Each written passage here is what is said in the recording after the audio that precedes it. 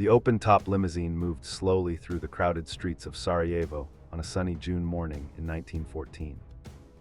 Archduke Franz Ferdinand, the heir to the Austro-Hungarian throne, sat beside his wife Sophie, waving to the onlookers who lined the Appell Quay. They had already survived one bombing attempt earlier that day, but fate had a different plan for them at the next corner. The driver took a wrong turn, stopping the car directly in front of a delicatessen, where Gavrilo Princip, a young Bosnian Serb nationalist, was waiting by sheer chance. 2 shots rang out from his Browning pistol, shattering the peace of a continent and setting in motion a chain of events that would consume the world in fire and blood. The assassination in Sarajevo was the spark that ignited a powder keg of intricate alliances and imperial rivalries that had been building in Europe for decades. Austria-Hungary declared war on Serbia, triggering a domino effect that pulled the great powers into the conflict one by one. Russia mobilized to support Serbia, which caused Germany to declare war on Russia and then on France. When German troops crossed into neutral Belgium to bypass French fortifications, Great Britain declared war on Germany. Within weeks, the major nations of Europe were at war, dragging their colonial possessions with them. The stakes were nothing less than the survival of empires and the reshaping of the global order, as millions of men marched toward a catastrophe they believed would be over by Christmas. Central to the German strategy was the Schlieffen Plan, which called for a rapid knockout blow against France before turning east to face the slow, mobilizing Russian army. The German armies swept through Belgium with terrifying speed and brutality, bringing the reality of modern war to civilian populations immediately. They burned villages and executed civilians in an attempt to crush resistance and maintain their strict timetable. However, the Belgian resistance was stronger than anticipated, and the British Expeditionary Force slowed the German advance at Mons. This delay allowed the French army to regroup and prepare a desperate defense south of the Marne River. The plan that relied on precision and speed was beginning to unravel in the face of friction and the fog of war. The Battle of the Marne in September 1914 marked the turning point where the war of movement ended and the war of attrition began. French and British forces launched a massive counterattack that halted the German advance just miles from Paris. Taxicabs from the capital were famously used to rush reinforcements to the front lines in a desperate bid to save the city. The German armies retreated to high ground and began to dig in for protection against the increasing firepower of the enemy. The Allies tried to outflank them in a series of maneuvers known as the Race to the Sea, but neither side could gain a decisive advantage. Both armies settled into a stalemate that would define the conflict for the next 4 years. As the winter of 1914 approached, a scar of jagged earth stretched across the continent from the Swiss border to the North Sea. Soldiers on both sides dug thousands of miles of trenches, creating a complex subterranean world of dugouts and firing steps. These were not temporary ditches, but elaborate defensive systems protected by tangles of barbed wire and covered by machine gun nests. Between the opposing trench lines lay no man's land, a desolate killing ground churned by artillery and littered with the debris of war. The optimism of the early months vanished as soldiers realized they were trapped in a deadlock where gaining a few hundred yards of territory cost thousands of lives. Life in the trenches was a harrowing existence defined by mud lice rats and the constant threat of death. Soldiers lived knee-deep in water-filled ditches that froze in the winter and became sweltering ovens in the summer. Trench foot became a common ailment, causing flesh to rot from prolonged exposure to damp and unsanitary conditions. Rats grew to the size of cats, feeding on the unburied corpses that lay just beyond the parapets. The smell of death cordite and latrines permeated the air, creating a suffocating atmosphere of misery. Despite the squalor, a unique culture emerged among the men who bonded over shared hardships and the grim humor necessary to survive the psychological strain of constant bombardment. The stalemate on the Western Front drove military leaders to seek new technologies to break the deadlock and restore mobility to the battlefield. In April 1915, at the Second Battle of Ypres, the German army introduced a terrifying new weapon in the form of chlorine gas. A greenish-yellow cloud drifted across no man's land, choking the defending French and Canadian troops and causing panic in the ranks. This marked the beginning of chemical warfare, a horrific escalation that would see the use of phosgene and mustard gas by both sides. Soldiers were forced to wear primitive gas masks that limited their vision and breathing, adding another layer of nightmare to the already hellish combat experience. While poison gas was a psychological terror, the machine gun was the true ruler of the battlefield and the primary reason for the defensive stalemate. Weapons like the British Vickers and the German Maxim gun could fire hundreds of rounds per minute, mowing down waves of attacking infantry with ruthless efficiency. Commanders initially failed to grasp the power of these defensive weapons and continued to order frontal assaults against entrenched positions. Thousands of men would climb out of their trenches at the blow of a whistle, only to be cut down in seconds by traversing fire. The machine gun turned the open ground into a zone of death where courage alone was no match for industrial firepower. Artillery was the god of war in this conflict, causing the majority of casualties and transforming the landscape into a cratered moonscape. Massive guns fired shells weighing nearly a ton over distances of several miles, obliterating trenches and burying men alive in their dugouts. The creeping barrage became a standard tactic, where a curtain of exploding shells moved just ahead of the advancing infantry to suppress the enemy. However, communications were often unreliable, and if the infantry fell behind, they were left exposed to enemy fire. The constant drumfire of artillery caused a psychological condition known as shell shock, leaving men shaking and unable to function even if they had no physical wounds. In 1916, the German Chief of General Staff Erich von Falkenhayn devised a plan to bleed the French army white by attacking a point they would defend at all costs. He chose the historic fortress city of Verdun, launching a massive offensive that would become the longest battle of the war. The Battle of Verdun was a meat grinder, where flamethrowers were used extensively for the first time to clear bunkers and trenches. French soldiers under General Philippe Pétain adopted the slogan, "They shall not pass," and rotated units frequently to maintain morale. For 10 months, the two armies smashed against each other in a confined area, resulting in over 700,000 casualties for little strategic gain. To relieve the immense pressure on the French at Verdun, the British launched a massive offensive along the Somme River in July 1916. The battle began with a 7-day artillery bombardment intended to destroy the German barbed wire and trenches.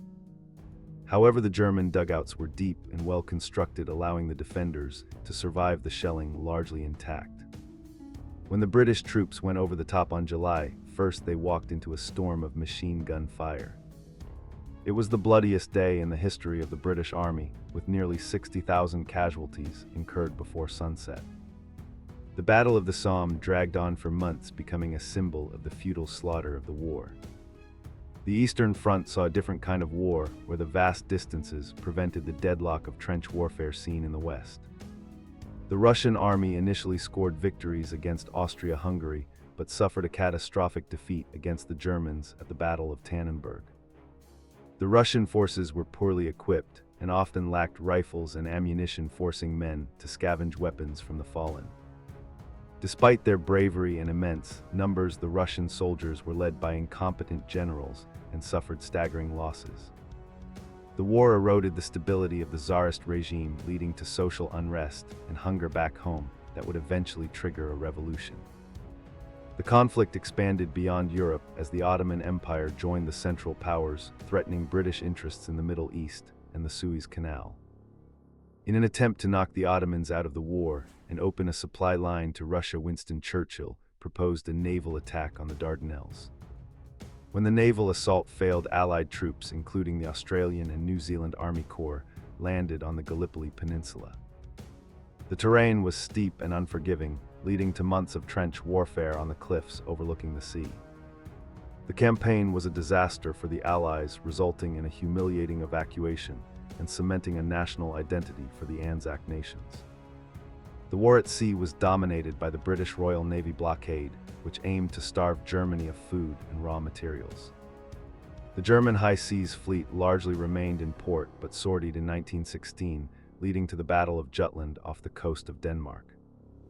It was the largest naval battle of the war, involving hundreds of ships and big gun dreadnoughts clashing in the mist. Although the British lost more ships and men, the German fleet retreated and never challenged British naval supremacy again. The blockade continued to tighten its grip, causing severe malnutrition and suffering among the German civilian population. Unable to break the British blockade with surface ships, Germany turned to unrestricted submarine warfare, using U-boats to sink merchant vessels. The goal was to starve Britain into submission by cutting off its supply lines from North America and the Empire. In May 1915, a German submarine torpedoed the British ocean liner Lusitania, killing over 1,000 people, including 128 Americans. The sinking caused outrage in the United States and contributed to the shifting of public opinion against Germany. Although Germany temporarily suspended the practice to keep America out of the war, they would resume it in 1917 in a desperate gamble for victory.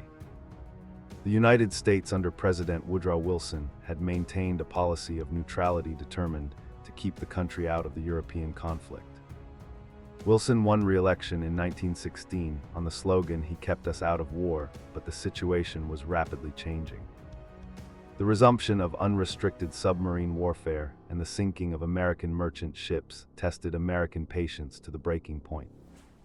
Furthermore, the economic ties between the United States and the Allies had grown strong as American factories supplied munitions and food to Britain and France. The war was no longer a distant problem, but a direct threat to American commerce and lives. The final straw for the United States came with the interception and decoding of the Zimmermann telegram by British intelligence in early 1917. In this secret message, the German Foreign Minister Arthur Zimmermann proposed a military alliance with Mexico against the United States. Germany promised to help Mexico recover its lost territories in Texas, New Mexico, and Arizona if they joined the war.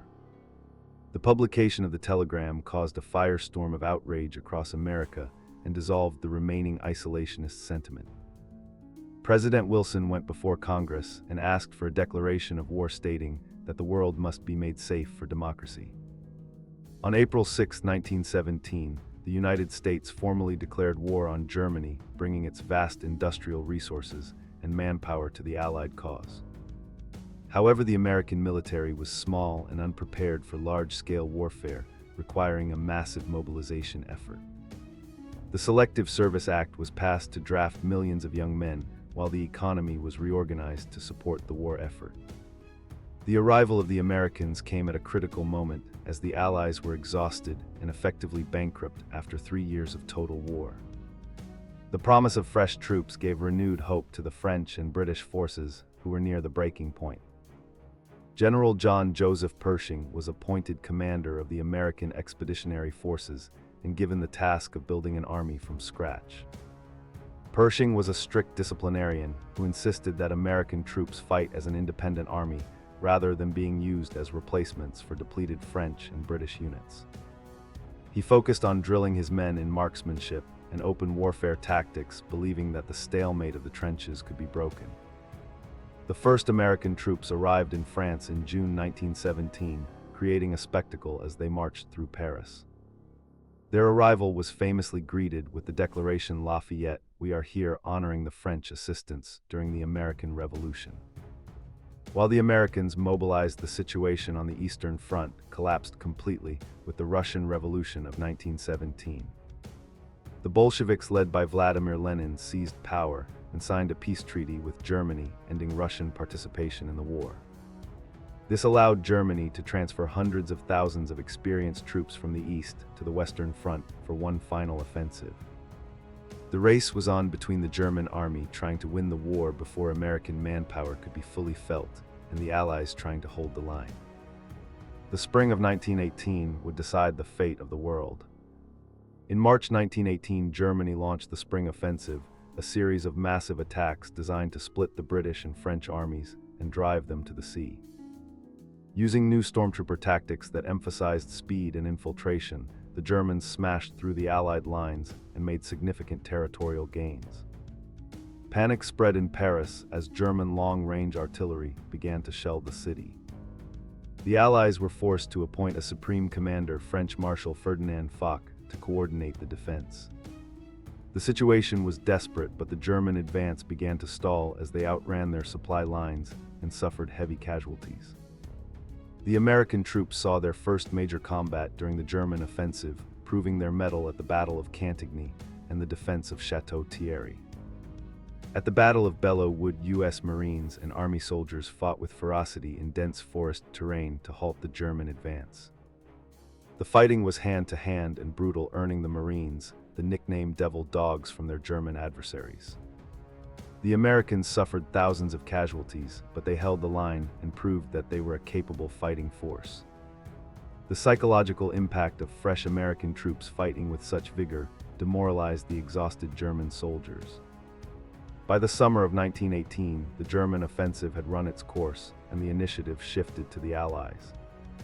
The 100 Days Offensive began in August with a massive Allied attack at Amiens, spearheaded by Australian and Canadian troops. This battle marked the Black Day of the German army as morale collapsed and mass surrenders began to occur. The Allies utilized a combined arms approach, integrating tanks, aircraft, and artillery to smash through the German defenses. The Hindenburg Line, the heavily fortified German defensive position, was finally breached, forcing the German high command to realize that the war was lost. The air war had evolved significantly, from the early days of reconnaissance pilots waving at each other to deadly dogfights for air superiority. Fighter aces like the Red Baron Manfred von Richthofen became celebrities and knights of the sky, capturing the public imagination. Aircraft design advanced rapidly with the introduction of interrupter gears that allowed machine guns to fire through the propeller arc. By 1918, massive air armadas were supporting ground offensives, strafing trenches, and bombing supply lines. The airplane had proven itself as a vital instrument of modern warfare that would only grow in importance in future conflicts. Another technological innovation that came of age in 1918 was the tank, which had been introduced by the British earlier in the war. Early tanks were slow, unreliable, and prone to mechanical breakdown, but they offered a way to cross no man's land and crush barbed wire. By the end of the war, improved designs like the British Mark V and the French Renault FT were being used in mass numbers. These steel monsters terrified the German infantry and provided mobile cover for advancing Allied troops. The tank broke the dominance of the machine gun and restored movement to the battlefield, foreshadowing the armored warfare of the next global conflict. The Meuse-Argonne offensive, launched in late September 1918, was the largest battle in American military history, involving over 1 million U.S. soldiers. The objective was to cut the main German supply rail line and force a withdrawal from France. The terrain was difficult, featuring dense forests and rugged hills heavily fortified by the Germans. American troops fought through the Argonne forest, taking heavy casualties, but steadily pushing the Germans back. Acts of heroism were common, such as the exploits of Sergeant Alvin York, who single-handedly captured 132 German prisoners. The relentless pressure of the offensive broke the back of the German army. As the military situation on the Western Front deteriorated, the Central Powers began to collapse from within. Bulgaria was the first to sign an armistice, followed by the Ottoman Empire and then Austria-Hungary. In Germany, sailor mutinies and worker strikes spread across the country as the population demanded peace and food. The German Kaiser Wilhelm II was forced to abdicate the throne and flee into exile in the Netherlands. A new German republic was proclaimed, and a delegation was sent to negotiate an end to the fighting. The German military leadership washed their hands of the surrender, blaming the defeat on civilian betrayal. At 5 a.m. on November 11, 1918, the armistice was signed in a railway carriage in the forest of Campigny. The agreement called for the cessation of hostilities at 11 a.m. on that same day. For 6 hours, the fighting continued as some commanders tried to capture ground before the deadline, while others sought to avoid last-minute casualties. Men died right up until the final minute of the war, adding a final tragic chapter to the senseless slaughter. At 11 o'clock, a sudden silence fell over the Western Front, a silence that rang louder than the roar of the guns. The news of the armistice was met with jubilation in the Allied capitals, with crowds dancing in the streets of Paris, London, and New York.